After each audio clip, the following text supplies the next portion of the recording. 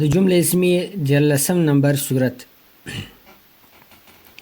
دا چې د مرکب دا به داسې وي چې مبتدا به اسم اشاره وي او خبر به هغې دپاره مرکب توصیفي جوړېږي.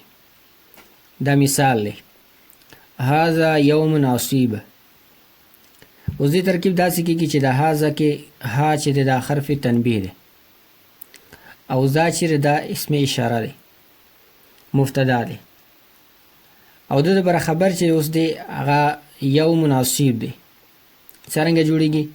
یوم موصوف او عصیب چې دی دا صفت مشبه دی، په دې کې هو ضمیر مستتر د دې لپاره فاعل جوړېږي. نو صفت مشبه چې خپل ضمیر سره فاعل سره ملاو شي، شبه جمله صفت به جوړ شي د پاره د یوم، او دا موصوف سره د خپل صفت سره ملاو شي، مرکب توصیفي خبر به جوړ شي د ذا مبتدا اسم اشاره ده پاره. مبتدا خبر ملکه جمله اسمیه خبریه بشي. همدارنګه دریم مثال: هذا صراط مستقیم. ها حرف تنبیه، ذا اسم اشاره مبتدا، صراط چې دی دا موصوف او مستقیم چې دا ټول بیا د لپاره صفت موصوف صفت ملکه دا به خبر شي د لپاره. مبتدا خبر ملکه جمله اسمیه خبریه. دغه شانې مثالونه: هذا کتاب مبین، هذا رسول کریم، دواړه هم دغه شانې دي.